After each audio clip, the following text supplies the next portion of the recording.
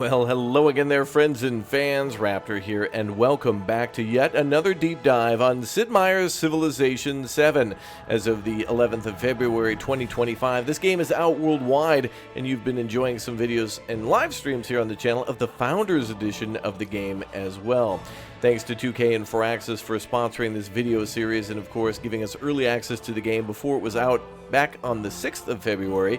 And yeah, there's more information for all of you down below in the description, so make sure you click on that one to see the difference between all the different collector's editions and different leaders and things that come with those editions as well. Now, Friedrich over there on the right side, of course, will be playing it as him today, as we have a few times before. But again, there's, of course, all sorts of new things for the Age of Antiquity, the Exploration Age, and the Modern Age, and I wanted to show some of those things off, as well as the new civilizations and leaders too. So thanks for joining us, and thanks for being here, everyone. Let's go ahead and take our first look then at a few more things that you may have seen before on the channel, but I think it's a good idea for anyone watching for the first time to see all the new leaders, some of which have multiple, I guess you could call them versions or personalities or skins or whatever you want to call them. They have, of course, different bonuses, because some of these leaders have been so renowned in the history of the world that they're so epic that they're almost overpowered for certain things, and so they've kind of split them into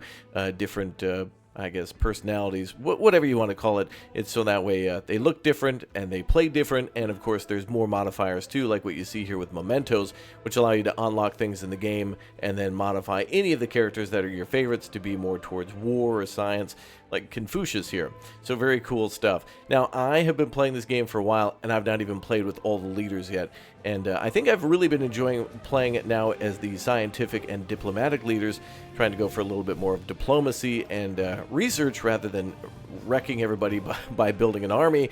But yet it seems like every single time, just like with Himiko here, we try to start out peaceful, and it always goes so wrong. It always ends up with us being like invaded, and then we fight back and take over half the map. I'm really trying to get my wonderful science victories going on, but man, that AI doesn't want me to do it, and neither do my friends. So thanks to them for joining me from time to time too, and showcasing more of the game in multiplayer. So good stuff. There is some multiplayer to the game. You can, of course, play up to 8 players up to the Modern Age, and there's a lot of different map types for the game too, like, for example, Fractured and the archipelago modes, a couple of things like that too. So we'll break that down in some other videos, as that's a lot to cover. So make sure you subscribe and hit that like button and turn on the notification bell to see much more of this game.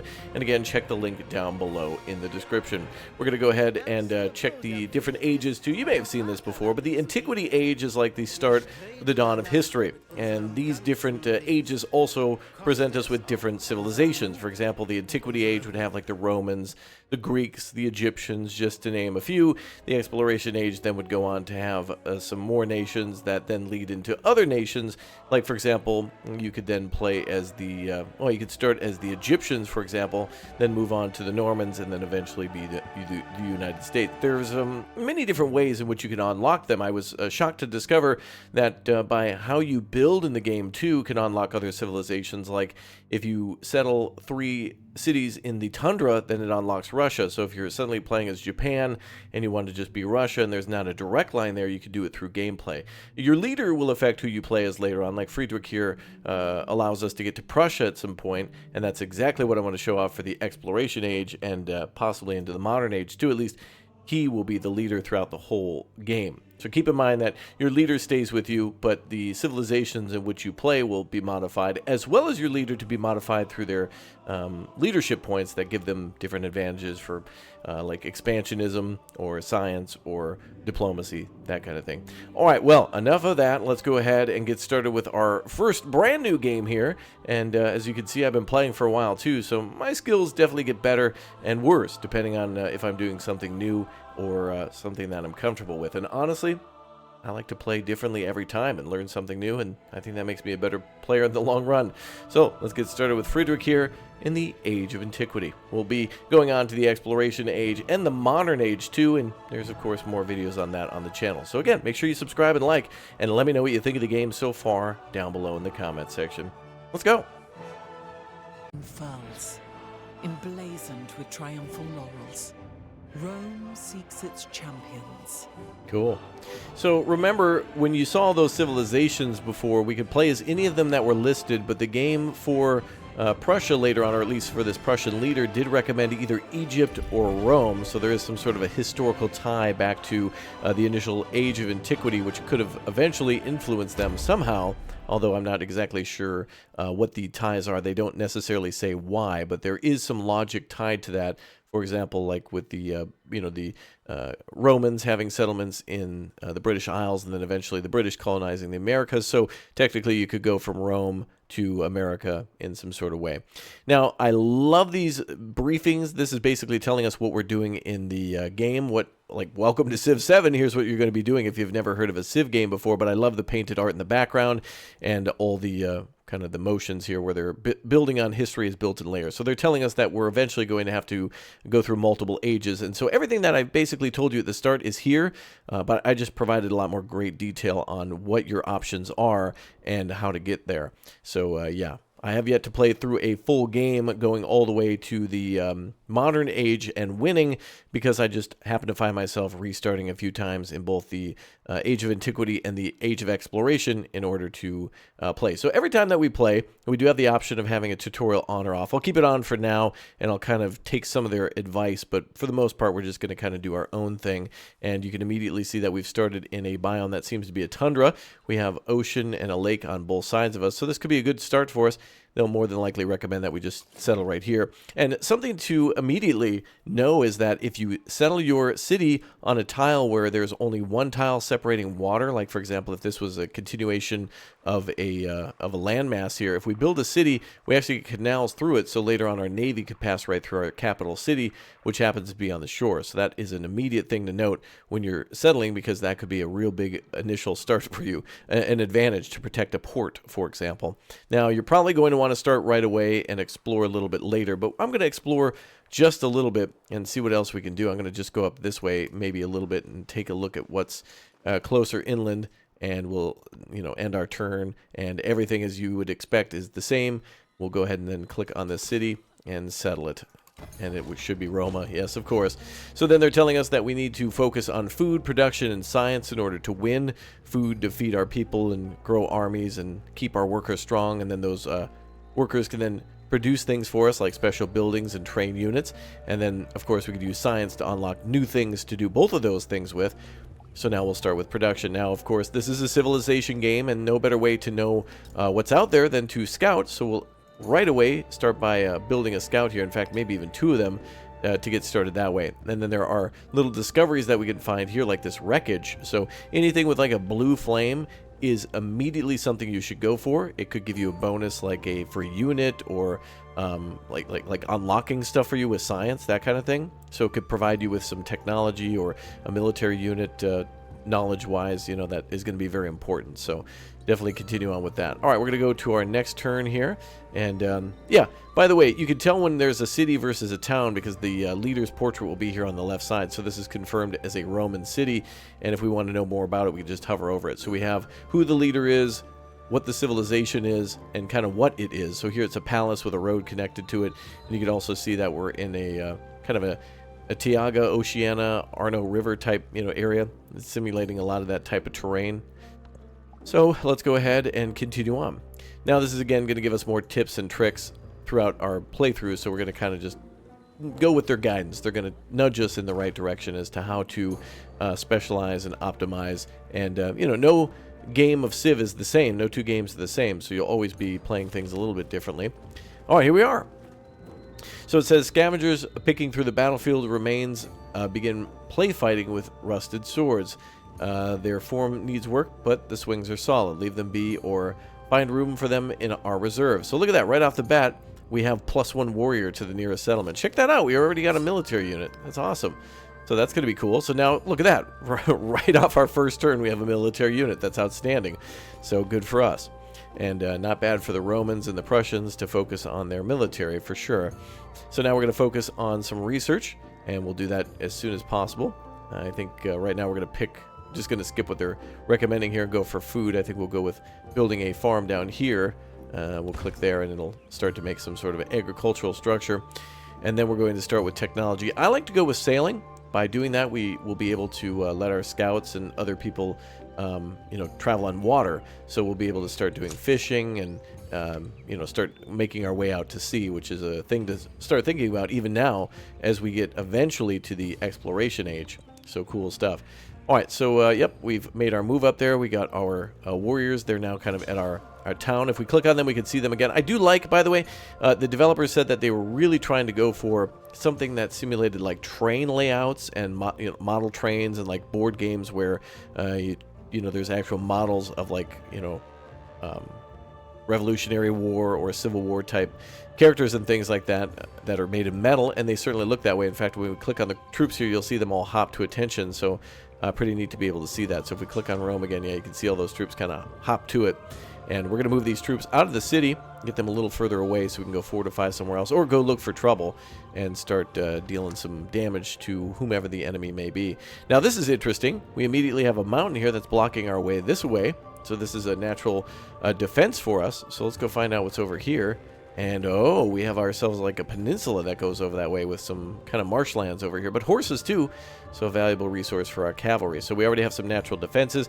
There could also be natural disasters. As I've been showing before in this game, we could oftentimes start near volcanoes or within just a few turns suffer the wrath of a thunderstorm that will bring down lightning and destruction and damage our cities and our infantry and other things like that. So very cool to be able to see Mother Nature at its best.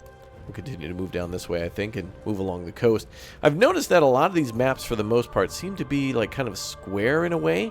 I guess the hexagons kind of make it that way, but I always feel like I'm dealing with like a big rectangle. Oftentimes, I don't get like a big, crescent in there or something. But remember, this is based on the map type that we chose. So the game will choose many a different map type based on options like archipelago or fractured, and you could even do that with the quote-unquote new world. This is not the only map we will find. Eventually we will need to go out over these dark ocean tiles, and these will cause damage to our ships later on in the next age when we go discover a new world where someone else could already be lying in wait for us.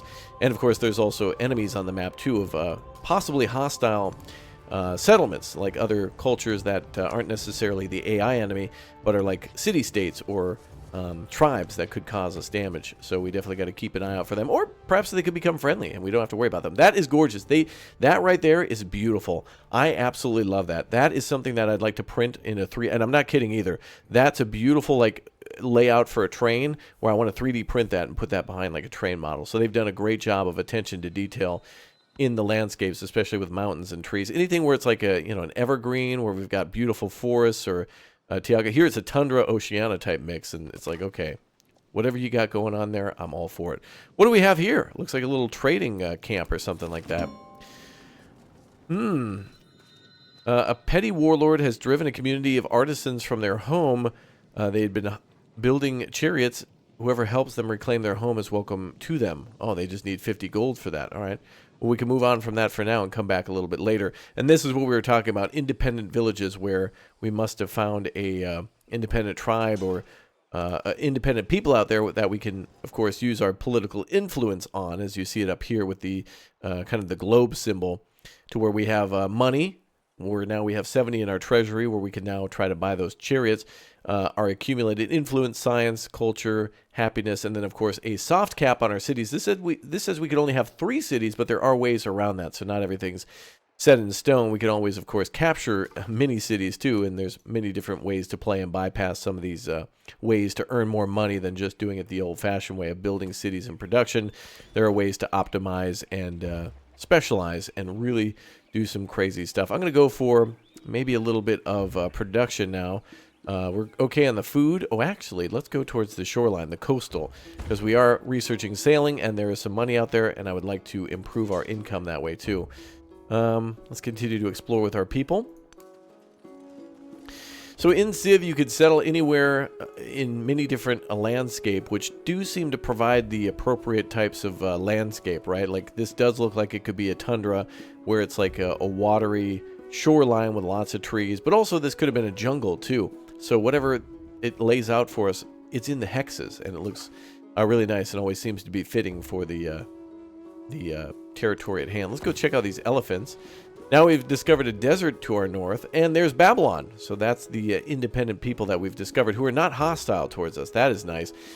Sometimes these independent villages can be hostile, and it's dangerous because they can immediately start attacking your scouts, or if you try to build a settler, they could start going for them too, so you've already got an enemy to worry about. But here, they're rather friendly to us, and we could recruit them and become real good friends and use them to actually help secure maybe this northern side. Now, this is neat. We've got ourselves some very narrow passes around all these mountains. Like there's a flat land here, and then they're blocking this area here, and then there's maybe a few areas where the enemy might be able to get past us in the north, and south we're pretty well protected by the water. So navy here would be important, and then also maybe a bunch of fortifications in the north. So we're already starting to think about what the landscape could look like around us and what we should do. So we could go and say hi to these folks if we want to, and oh, there we are. There's Babylon, right, of the Babylonian people.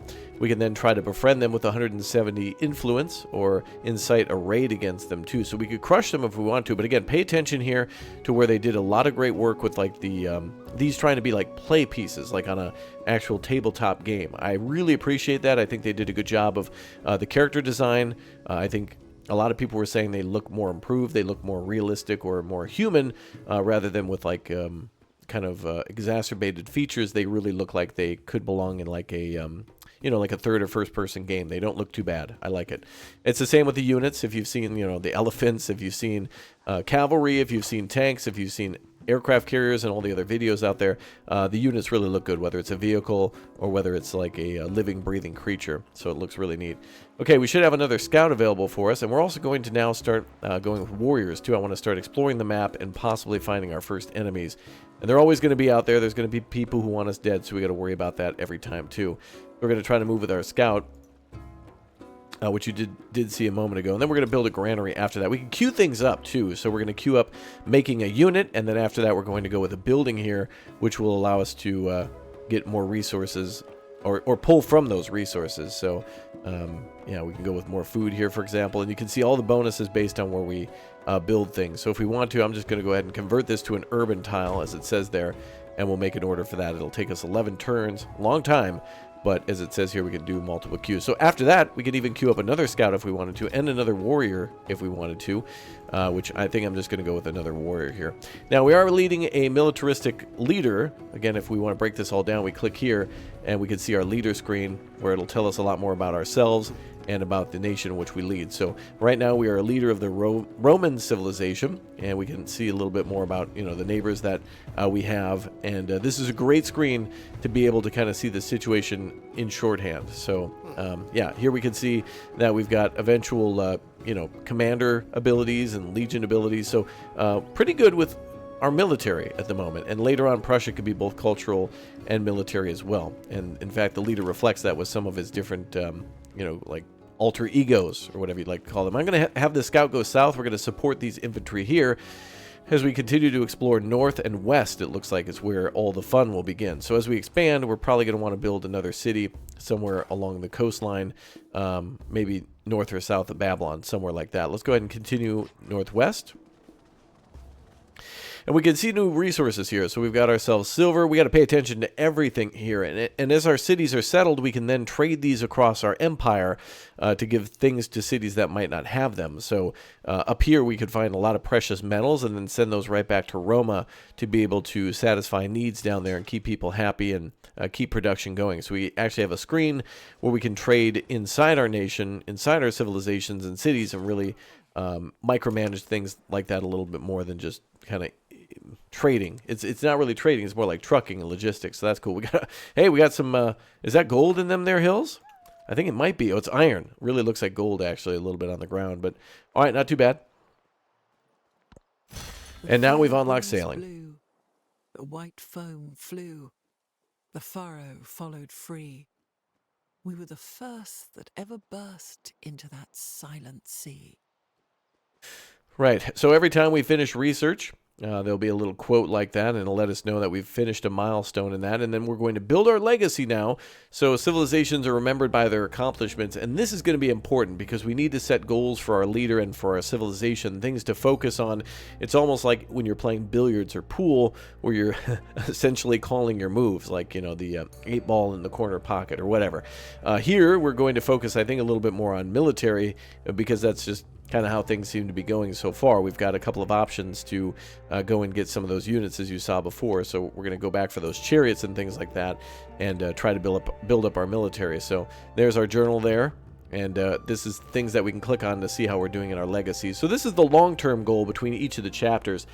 And this is really important. You've seen Civ up until now on the screen of the hexagons, but this is a really interesting thing where we can then focus on these different goals and try to hit golden ages of culture, military, science, or economic, and then those themselves have bonuses within them. So there's something to work forward to in that age, almost like winning the round, where it's almost as if you could have multiple victories in Civ now rather than just the end goal victory. So you can be the best leader in the antiquity age and then get a real nice bonus to start out the age of exploration, to where somebody else, like for example Isabella of Spain, could really get a big jump on you, but because you've done things prior, maybe it's less of a jump and you have a little bit of a chance to like stop them from doing that. We're going to go with animal husbandry too, because we've been seeing animals all over, horses and elephants and things like that, so we're going to go with that. And now we're going to start choosing our civics here, which, as it says here, it's a social policy, and once we've decided to study those things, then we can kind of employ them. So we're going to go ahead and choose a civic, which pops up over here on the left, and we're going to go with the one that probably benefits us the most with our goal, which is the military advisor recommendation for this one here. So, and that was the goal that we chose, so we're going to go with that. And now we're going to choose a government, which will affect social policies. So we can go for things that affect culture, production, science, or food. I think we're going to go with the food one and the buildings production, because we're going to need a lot of food to feed a lot of troops. And that, of course, can be something that's changed a little bit later. Then now we get social policies, and these are things that will pop up throughout a game repeatedly, where they'll tell you, hey, you have a new one of these to choose. So never think that in this game that you're going to kind of be left behind in terms of missing a move that you're supposed to make. The game does a pretty good amount of work to try to remind you, hey, there's something you need to do down here in the lower right corner, or you can ask it to tell you more, to which there's a massive Civilopedia, which I would recommend you, if you're going into multiplayer, definitely play a single player game once or twice first, or open this thing up to read some of the basics. For those of you who really like to know the rules of board games, to which of course Civ oftentimes plays like, could be a huge benefit to you to be able to do that. So definitely look into something like that. All right, where's that little village? I guess we moved on. Do we not get that bonus anymore? I kind of thought it would be there, but I guess not, because we didn't have the cash. But we'll spend our cash elsewhere. That's totally fine. I think it was there on that plane. So we're going to move across this river here up to this hill and see what's up that way on that cliffside. And in the meantime, we're going to continue to advance towards the salt. Past our troops here, we're going to find some salt up there and continue to explore.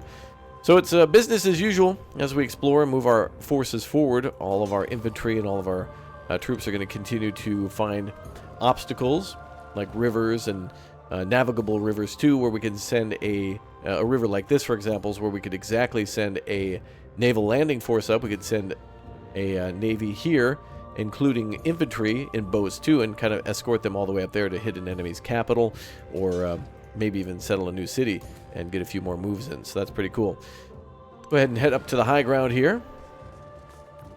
And pretty. We see a lot of stuff here. Gypsum and some what looks to be a spring down there. We can even find natural landmarks too. There's like mountains, like volcanoes, of course, that I mentioned before, but they're actual volcanoes. So it'll be a landmark that's in real world. So they'll have mountains and land masses that you would find in the real world that you can identify here in the game. So it brings a little bit of realism to it, connecting it to the real world. Because of course these civilizations, these leaders, and these places existed, but Civ throws it all into a blender and mixes it all up so it's different every time, which is why people are always saying one more, just one more turn. Sometimes it's hard to get enough. Look at this. This is great. Look at all the metal up here. Man, when Prussia gets ready to make some tanks, baby, or swords or whatever, we got metal everywhere. Look at this. We got 2 deposits of iron here, another one there, even more here. It's insane, and lots of minerals. So we've got a ton of minerals, including silver, and more than likely more between us and Babylon too. That's crazy. So we certainly have a lot of great options for that's for sure. All right, yep, keep moving the troops around. I'm actually using the military a bit as a scouting unit too, so that's good. And look at that. We have ourselves another thing that we might be able to stumble upon. Is that a terracotta army? It's a tent camp. Okay. Love the detail in these little set pieces too. They really look good. Oh, and we've discovered yet another tribe. This time, unfortunately, they are hostile towards us, and they're in a fortification stance. So we need to watch out for them. We can risk it for a biscuit and go right towards that little campfire there and see if we can get a bonus from that. So I think that's exactly what we're going to do. And we'll have our warriors continue to push northwest and continue to look for stuff like that right there. We have ourselves another little bonus there. I don't know. I'm actually unsure if the scouts are the ones to actually claim those. We'll test that out now. It's something that I haven't yet been able to have an opportunity to where a warrior group came up upon a like a point of interest before the scouts. All right, more troops are being made around Rome. Of course, we're going to more than likely advance in all directions so we can see what's going on and where our neighbors are, but also we want to start making a settler group as quickly as we can. So let's head over here. Ah, yes, okay, so the warriors can take advantage of that. We want to enjoy the fair or bring the fair back home. Plus 45 culture or plus 75 happiness. Wow, towards the next celebration.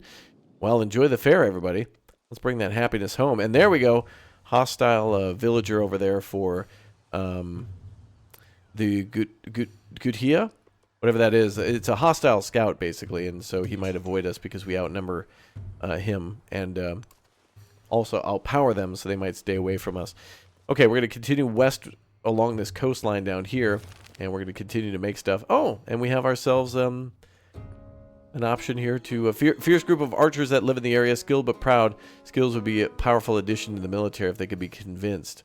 We could leave the hunters and get 50 gold, or we could give a archer to Rome. So let's do that. Beautiful. So now we'll have another unit to play around with there, and I think they go back here. Yep. So now they're at Rome as well. So now we have 2 units that can roam around together, and there you go. Cool. So we are really getting a lot of military units. Unfortunate about the chariots, but it might be a good idea to come back to that later, or just deactivate it so other players can't have it. If you can't have it, you should probably make sure no one else can. I think we're going to take out that hostile scout there. We don't want them looking around. So the Romans are going to do a little damage here. Our first bit of combat against that scout and his dog. And we're going to keep our scout going up to the north here where Babylon is, where there's even more, look at that, silver and more iron. That is crazy. Prussia is going to be having a good day when that comes around in the modern era. Already planning moves ahead. We'd already planned for this, right, when we were on the menu.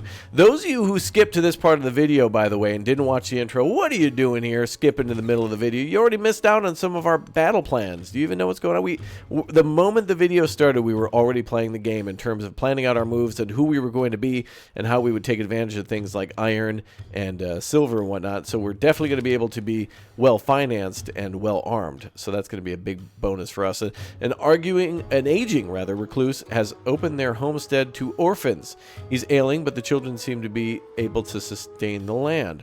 Let them, or bring the children back. Plus 15 to Rome, or plus 30 culture and 50 happiness towards the next celebration. Let's keep going with that. Let's celebrate, baby. Celebrate good times. Come on.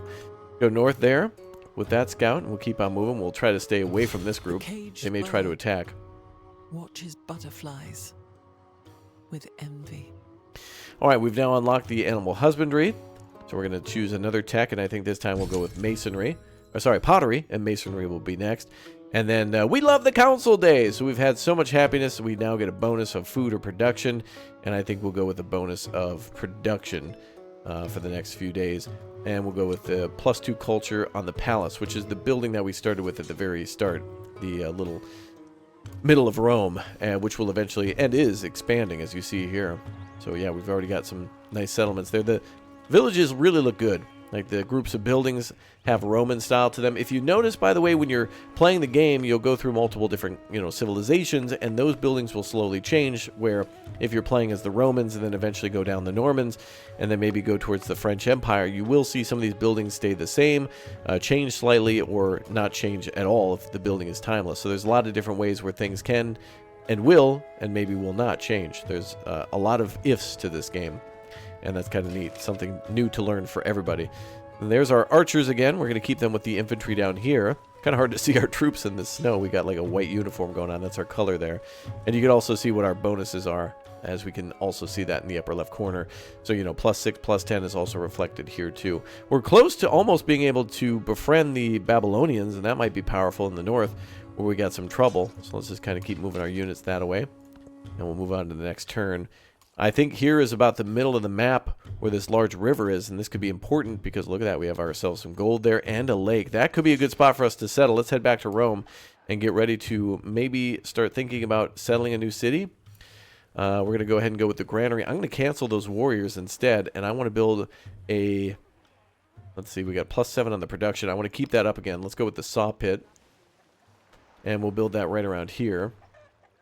I want to keep those production numbers going and make Rome a very powerful economic capital for us, which eventually we can rename and make something else if we want to. Let's peek over the edge here and see what we got. Nothing. All right, so it's fairly open south of Babylon, so they are probably using that for protection too. So a very interesting spot up here to build a city, well protected with the mountains, and also over here well protected because there is some high ground, a river, and a lake too. So we would have to be attacked via forces that would cross via a navy. Oh my god, there's gold on both sides. Oh, where do we go first? This is really cool. We got a lot of options here, and I don't want to get near that scout, but we can go into the water, and I don't think they'll follow us, so we'll kind of dip out and go around and go north of this mountain that way. Yeah, there you go. Keep walking, pal. That's right. Okay, let's make another turn up that way. And lots of resources here. We now have sagebrush, which has incense in it, and some silk there too, right next door. And we'll have our warriors keep going around this big old lake. Very nice. Let's have our scouts go directly west, and we'll do the same with our units here in the south. Oh, begin hostilities. Action will begin hostiles with the independent power of Atrium. Are you sure? I am not sure, because I don't want to anger those folks. I guess he was moving that way. I clicked over here, I thought, but... Alright, we're going to leave them alone. But we can attack them without declaring war. That's cool. We don't have to have a big declaration of war or a build-up to it. We can just immediately take out their units if and when we want to. Alright, we're going to expand our city or add a specialist. That we can do too. Those are options. And I think we're going to continue to expand. And we're going to go more towards food and cash. We'll keep the coastal expansion going. And now we have dye resources, so that is something that will increase happiness over time too. So really happy. Early Roman Promans, I guess, Prussian Romans. That's going to be our end game. You could call them, yeah, Promans, I guess, is an appropriate name for that. That's what we're doing. We're going to continue up the river. And Mesa Verde, that's interesting. Breaking Bad reference? No, not really. But, yeah, okay. So we've got another culture here who are friendly. They're not hostile. That's good. I mean, if they're friendly, that's huge. That just makes it so much easier for us to sneak by. And look at this. Our first encounter with a foreign leader. This, well, actually, we could say hi right now. Đêm nay ngọn gió mát trên đỉnh Fansiban và dòng chảy êm đềm tĩnh lặng của sông Hồng. Các ngươi đến đây. Frickin' beautiful, dude. They got voice actors for all these native tongues, some of which are almost lost to time. All these different dialects and languages that formed other languages. That's a really cool thing that they put in. As you listen now, the music will change based on like who we've recently chatted with, who we've discovered. The game has a theming that where it's like, honestly, if we were playing as Rome the whole time, I would get bored of hearing like Roman music. It's nice that if we were to find Confucius or if we were to find, I don't know, Lafayette or Charlemagne, that the music would change in its tone and tempo based on that. And also I believe it might change based on war too. But I think we want to give this lady a friendly greeting. We got plenty of influence for now as we're just saying hi to everybody. So let's just give a friendly hello and enter the diplomacy screen. So here we can work on our relationship with this foreign leader and culture, and we can also work on other things. Like we can denounce them, we can eventually spy on them, or we can give them military aid, and we can work on research together, or even enter in open borders, and then we can see our relationship together and what she's doing for her government type and what she's doing. So the Khmer civilization there, listen to that music. That's so cool, dude. I don't think I'm going to get bored of this music at all. As soon as we get more cultures, I cannot wait. More civilizations, more nation states. That's going to be awesome. And there is her capital right there. So she's built up on a nice hill. That looks cool. She's kind of in the same landscape as us. It looks like a tundra too. So it looks like, well, it says Oceania, but that certainly looks a little more like Alaska to me. We'll move our people that way. We're going to continue to move our forces to the west. And we're going to kind of scout south of her capital then and find out who else is out there. what other enemies exist. Possible enemies, or maybe a future friend. Who knows? Keep an eye on all these resources here, too. Jade and salt. Again, more and more minerals for us. We're mineral rich, really. But I'm worried about food. But we do have a rich coastline, very lush with fish and other things like that, too. Warehouse building. Excellent. The Roman granary has been built.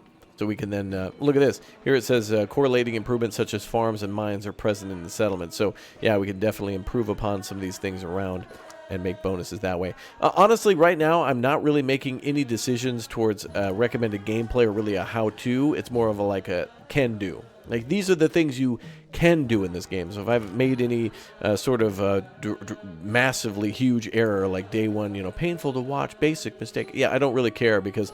Honestly, one, it's just beautiful to explore the map, and two, I want to show everyone what there is to do in the game versus how to do it. There'll be plenty of time for that, and honestly, I don't think anybody knows just yet. There's one of the landmarks, a new wonder. The snows descend upon that mountain. None beholds them there. Pretty. That's very, very cool. Pretty. Yeah, so I just want to, be able to explore not only the map, but also the game itself. There's a ton to explore here in Civilization, as you'd imagine, for all the different civilizations and all the different eras to which some of them won't unlock until later. I believe there's a much bigger difference to playing Prussia by starting directly in the modern age versus starting as Prussia in, at the very beginning of the Age of Antiquity, knowing that that's your end game, working towards that, which, of course, you want your... and Age of Antiquity to be where you really explore a lot of the map and get yourself a good start for the Exploration Age, and then really give yourself a good start for the Modern Age. You're always kind of thinking about the future of your nation, and knowing what the future will hold when it comes to aircraft and tanks and modern cities and computers and things like that. We have a little bit of an advantage that these folks just didn't have. Let's go ahead and keep moving to the west. Oh, there's an actual landmark up there. We should go up there, whatever that thing's called again, the encampments. All right. And again, I really like the look of the landscape and how the tiles blend together. The map is great, the music is great, the character models are great. Everything about the game's appearances are really good. I did hear some complaints from people about the UI.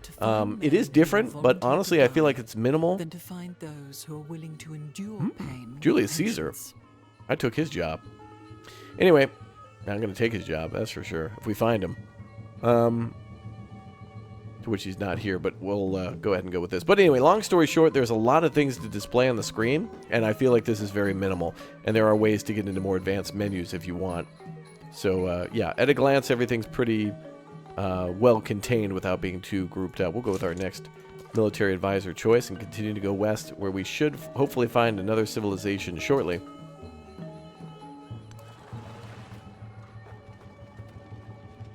And there's that city there. Of our troops fall in line behind the scout, and we'll keep pushing that way. So a very narrow passage here across the river too. That's a great ambush point along the coastline. Are made of clay. So yeah, there's going to be a very narrow passage here with a lot of rivers, and a very narrow passage here with a lot of rivers too. Back to science. Let's work on irrigation, as we will want to prioritize food. And we're going to continue to go west here. And again, we're using these warriors to basically make a way for the scouts to where the warriors, if they happen to come across a hostile nation, we will defend ourselves and make it so the scouts can get to wherever they're going to find more things like sheep. Well, we have wool here. Nice. Woolly crap. Uh-oh. What do we have here? An especially rich nomad encampment, and it's a sizable herd brings colors to the landscape. They're hard bargainers, but are willing to make a deal. Ooh, we could make a deal for cattle. Plus 40 food to roam for 1 turn of gold. Okay, so we lose a plus 7 for 1 turn. Okay, now we're at a -1 now. The cattle begin their march towards Rome then. Okay, so we're getting a bunch of extra food. That's good. That'll make that city a lot stronger. Oh boy, more mountain passes. This is going to be a lot of rivers with narrow areas to fight between mountains. That's what this is. It's not chutes and ladders, it's rivers and mountains. That's going to be interesting. A lot of narrow choke points that are going to make invasions on full scale and deployment of death stacks difficult. Of course, we can pack all of our units into a leader and then deploy that leader and have all the units spawn around them. So that could make it very difficult to do that and very difficult to fortify in certain areas too. A lot of minerals down here as well. More gypsum, more jade, more salt, and some silk there too. Glad to find that. And our units coming up from behind as well. +1 food there. Keep going around this way. We found some camels there. So maybe some time until we're able to build another settler. Here we have an option to do that. So we will start with our saw pit. We might actually be able to purchase a settler, I think. Maybe. Unfortunately, no. But we definitely need to build them ASAP. They will only take a few turns to do so. So maybe we can actually do 2 in a row and try to build some towns quickly and then upgrade them later to cities. And that will provide us with a lot of bonuses for trade between our cities. And even more so, of course, we're able to extract resources that are further away. So the iron up here, for example, might be a good spot to secure. Enemies are patrolling that area. So we might want to have our military unit here work back that way in order to protect that settlement. We'll definitely go ahead and make an order to go back to there. Or that might be where we place our city, somewhere along that river and that mountain up there, and take advantage of those resources. We might settle just like right here, somewhere along that river. Okay, time to expand our city again. We're great on food. I feel like we should still continue to work on our gold income.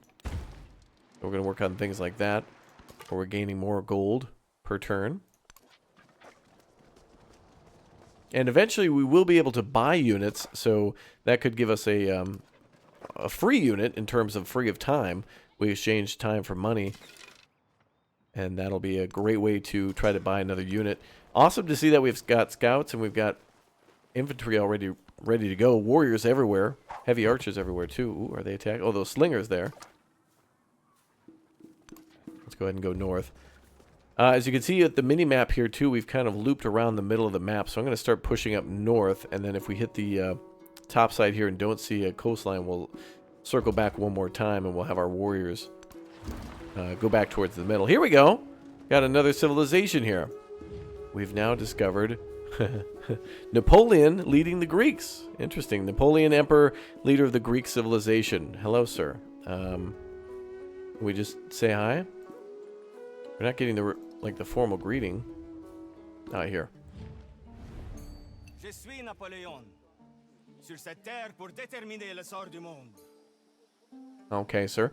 Well, hello to you.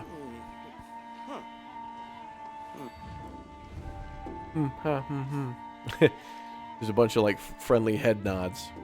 Bro code, just giving each other the nod. All right. Well, let's work our way north around this capital here. And let's do so with our archers as well. Your treasury. Oh, yes. Now they're going to tell us about how to spend that hard-earned cash. And we'll worry about that a little bit later. So this is a very important thing for the beginning of the game. All this exploration with really no shots fired yet is very important. The river there is like our veins. Oh, the Grand Canyon. The veins of the world.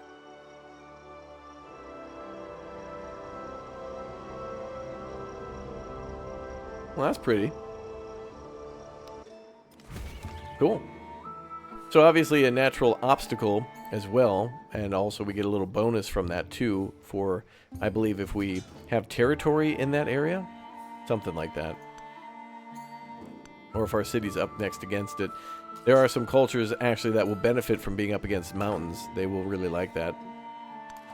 And feel safer that way and get additional bonuses too. Native peoples being one of them for areas of like the Americas, I believe. Or some of them have that, of North and South America. But there's a lot to unpack, as you'd imagine. Lots still to learn. We're going to keep going north. It looks like all of these other units may have found other things in these areas, too. We're going to go west. With that scout, I'm going to try to find the coastline. This could be it here. This could be the coastline here.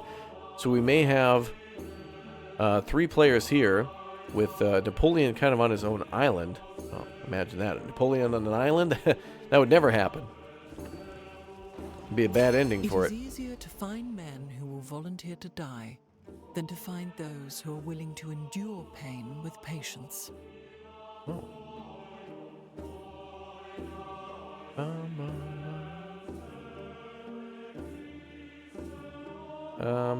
Okay. I like that quote, by the way. More willing to die.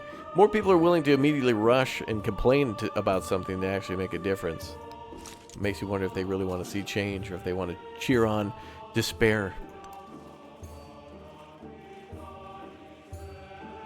Opposite of what she said, maybe. All right, let's continue to scout out. I like going along the shoreline, too. If we got some units in the way, we just kind of zip along the shore and we're good. So I think we're going to continue here up to about this section and then clear out the map there. So I think there might be like a large bay here and maybe a large bay there. And I don't think there's much more that await us on this side. I also don't see a button for auto explore, although that could be a thing. We could increase sight range. Increase, yeah, there's a few ways to increase like range and line of sight, but only for a turn or two. So those could be really impactful at certain times too. Uh-oh.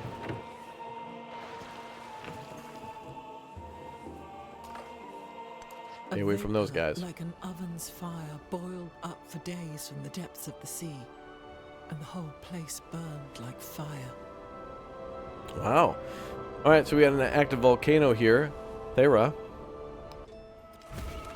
And that could erupt and actually cause damage to our units or a city that's built nearby. And like you could predict, that's probably gonna be not a good thing. A bad time. Oh, we got some wine there. Not grapes, but we have wine. We're picking wine off the wine trees. Yes.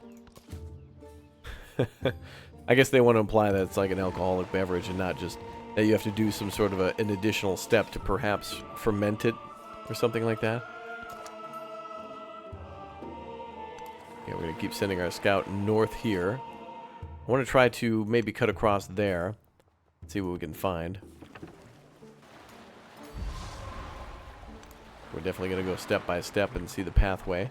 Finding a lot of landmarks on this map, too. I've never seen so many natural land marks before, like, you know, actual canyons and mountains and things like that. So that's cool. Oh, I don't know if I don't want to mess with those guys yet. We're still kind of scouting a little bit. You do need to explore with warriors a bit because, again, if they happen to jump your scouts, you do need somebody to protect them. It looks like this is a dead end here. We're going to have to go back around. Oh, great. Our friends. Great. Like a patrol boat there. We might have to go behind them because if we go out to the ocean, that could be a... Oh, boy. Oh, there you go. We rear-ended them. Oh, boy. Now we're going to have to exchange... we're going to have to exchange information. Oh, no. All right. So we attacked them in a way, and... Oh, that's bad. But we have our first settler now. Don't worry about what just happened. Worry about this. We're going to go settle a new city. Hell yeah. I think we're going immediately to that iron deposit in the north, and we're going to go all the way up that way to where I thought we would expand before. So we're going to be settling our first town, technically. All right. Greeks are getting all advanced up there, too. Are these guys going to be hostile? We could really knock them down. Look at this, another volcano here. Not active. Oh, it's Mount Vesuvius. It says it's not active, but perhaps it could become active at one point.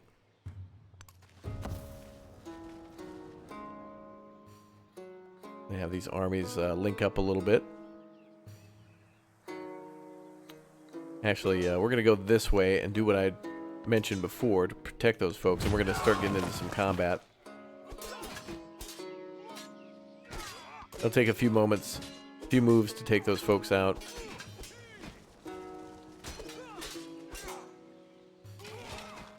And we'll have to attack in the next turn. Oh. The essence of all beings is the earth. The earth water. The water plants. Plants man. And man speech. Alright, more things on happiness. Looks like our friend here, although we're not allied yet, came up from the south and eliminated that army, so that's nice, thank you. And we'll continue to push to the west, I think. We do not want to launch a war on this person yet, but we can do a surprise war at any moment, and that will put us at a little bit of a disadvantage. Let's go with writing now, and keep scouting out over here. So we do have a few hostile units, slingers and warriors there. And I'm not exactly sure where they're from, but we could find their camp and deal with them quickly and swiftly. Oh boy. And we've met a new civilization too. Who do we have here? हम अशोक ही संसार के मध्य बिंदु के एगो महान राजा और एगो महान पापी. Well, let's see. 20 influence to be nice. Oh, I love this song.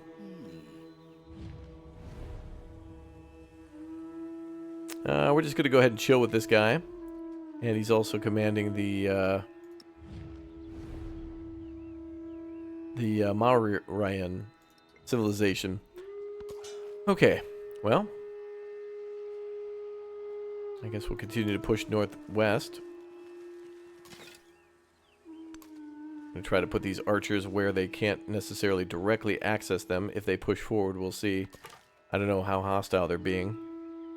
Also going to flank behind them. There's their little capital. Again, these are kind of like bandits or whatnot that we're going to, or barbarians that we're going to try to deal with. Ooh, boy, and they're going to try to deal with us too. Look at the amount of units they have here. This could be a very big problem. One of the things that will happen, and this is a very important thing to note too, is that there are also times of crisis in Civilization 7. So these units here that we could clear the whole map of can come back. There could be like a huge age of like piracy, or like a, you could think of it as like the Mongol hordes or like Vikings that attack all of your settlements, and they could show up all over the map wherever there's blank space. And so areas that you've cleared of all these hostile territories and you and your friends are experiencing like a lot of peace and safety now, can then again be threatened by them, and they can come out of nowhere and start dealing with you. So even if you want to be peaceful, it's still a really good idea to have military units to try to protect. We're going to dig in here. I'm going to dig in both these units as they might try to attack us here and pull back with our scout. Getting a little hot up there, but those units could come right down for us. What I want to do here is try to keep them contained in this area, and also do the same up here, so that way we can try to at least keep some sort of safety in the southern section. There hasn't been too much trouble down here. Babylon and Artem are kind of peaceful, so all the trouble we can focus on the north side. Do nothing which is of no use.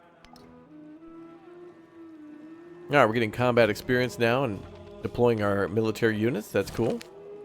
Military might. Reign in the army's authority. Support their expanded powers. Science or culture. Go with that. And now we can have a military commander essentially deploy from Rome. And then we can pack units into them so they can travel all together. And so as we go north, we should be able to kind of escort them up there. So far, so good. It looks like most units are kind of friendly towards us as we expand.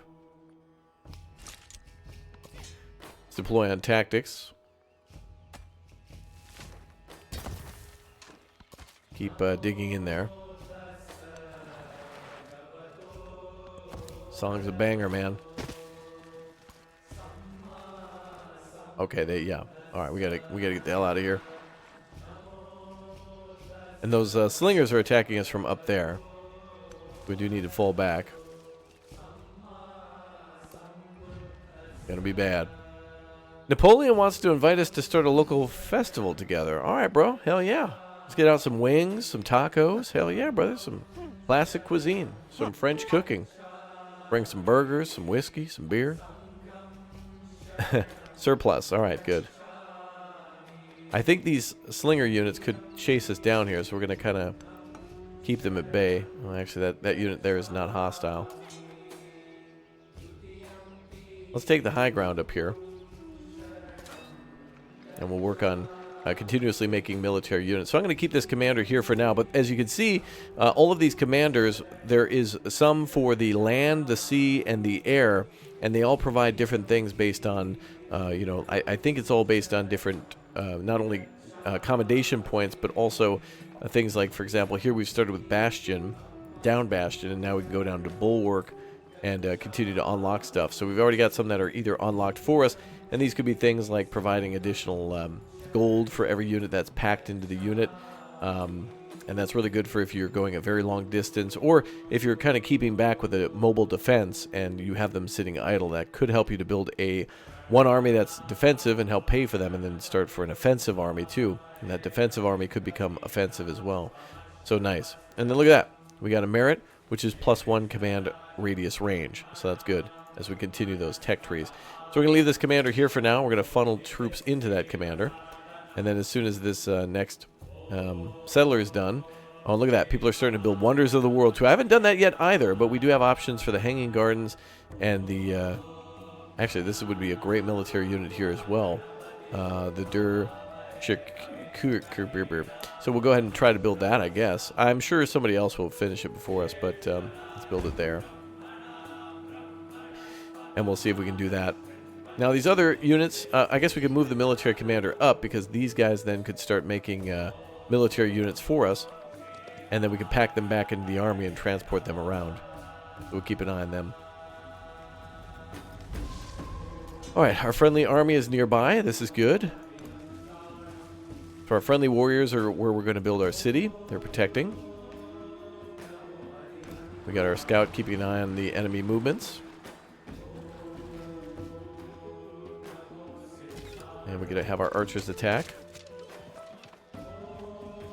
They have the high ground that may provide some sort of an advantage for them, but at least we're safe with the warriors on our flank.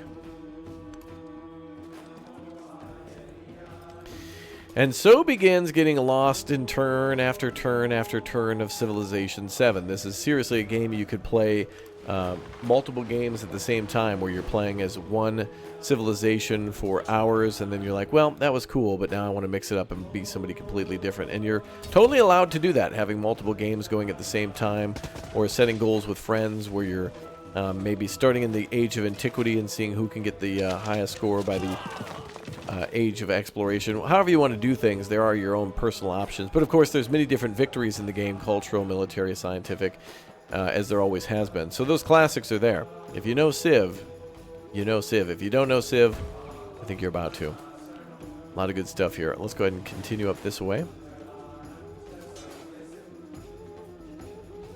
going to have this unit go here to the rough terrain, and I'm going to try to... Yep, there we go. I was going to try to look for military units that were lying in wait for us. And I'm just going to keep away from those military units too. So it looks like they've got a lot of warriors and slingers there.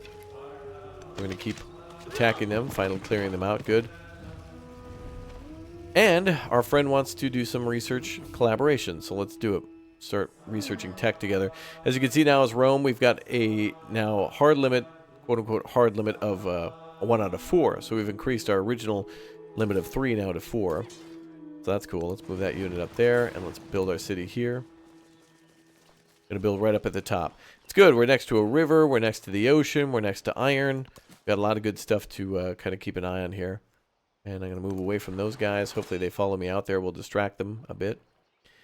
And we'll move our military commander up. So we'll pack that group of warriors up there. We can go around the map with this unit and collect all the other units that are around and have them start coming back to wherever we find the most need. Like, for example, down here, that scout could actually attack our settlers.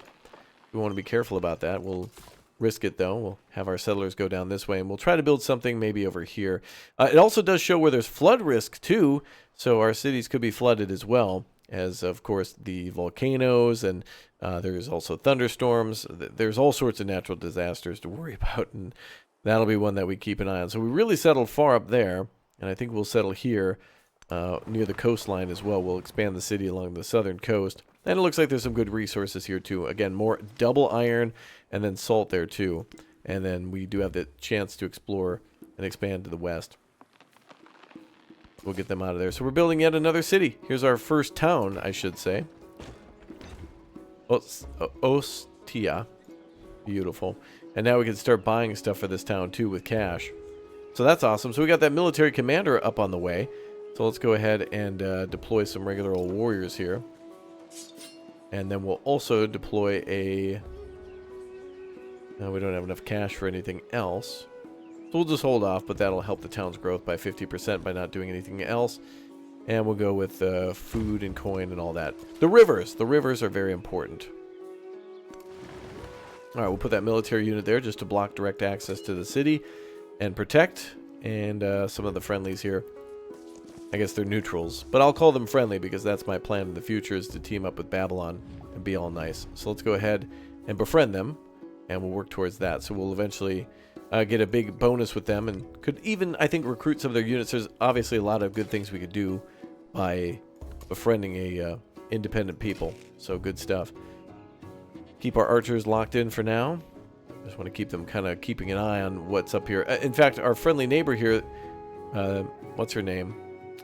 Trung, she might actually bring armies up here to crush these guys. They may be causing a big problem that she wants to deal with. So it looks like she's got warriors and slingers ready to go up there. So I want to, one, watch the action, and two, provide emotional support, and also maybe keep an eye on if she loses, how strong these guys really are, and they might start coming for her. The spoken And there could be word an opportunity in conquers that. all thought, but the written word commands it. Mm-hmm. All right, a famous young poet composer. Oh, a warrior poet. Let's see. Tone it down or more gore. Do that. We'll make it dramatic. Let's go with bronze working. We're entering the Bronze Age now, and very appropriate because we're starting to find our first deposits of iron, and we're going to deal with this city here. Oh yes, it's time to deal with these folks. Disperse them. Very good. Plus 100 culture. We burned them down. They were too much of a threat for our city. Our city is too fledgling, and it took us too long to build it. And that's what we're going for, that. But, you know, we're a military leader, so that's also kind of our persona, our MO. That's what we would do. We do us. That's what we do. Okay, so now we have a leader attribute, and these will go on with us throughout the whole playthrough. So as we expand upon things like cultural, diplomatic, economic, expansionist, militaristic, and scientific, we can then spend these points here, like, for example, the one in militaristic, to then go down these tech trees and unlock additional things that can help us later. So that means that every playthrough is different based on the map. Every playthrough could be different based on your leader. Every playthrough could be different based on the culture or the civilization. Every playthrough could be different based on that little, what is it, the trinket or whatever. And then also the, attributes that you choose. Like, obviously, if you're playing as Napoleon or whomever, you might go militaristic, but that doesn't mean you have to do that way. So plus combat strength against independent powers and city-states, or plus 1 free war support on all your wars. Let's go with the independent state for now. And levying units from them too. That's what we'll do. So we've already befriended one of these city-states, or we're working on it, so now we'll get a plus 50% influence towards getting units from them. So now we've essentially made almost another military, like a city. Babylon will now be like our military recruiting agency, right? Like the Babylonians are gonna give us all their troops, and that's pretty cool. So I'd love to see that. Otsia now has another military deployed there, another group of troops. So we'll have them kind of go up here and explore on what's up here, make sure there's no other hostiles, because there are 2 more settlements up here, and we can go befriend them, and then we can bring our military commander up there, and so we can have 2 warriors and then any other troops that they may have. So it's a very strong military partner, 1 close to our capital, and 2 kind of close to our next first town that we've built. Archers are standing by. She's doing a great job. She's going to close in, no problem. She's going to take out that settlement for sure. She's going to disperse those guys. And she wants to have open borders. I'm okay with that. Plus, we're getting plus 2 gold. So that'll help pay for our military a little later. Excellent. Very good stuff. And there's more gold up here, and I really want to take advantage of that gold that was at that lake we found, but that's very close to her territory. But maybe that's what we'll do with this civ here, the settler that we found, and build them there to be close to the gold. Oh, but look at all that happiness from the mountains and stuff. I think maybe we'll build there and possibly expand up to the gold. So there would be gold and iron, and we could try to also block her in a little bit to where she'd have to expand up here.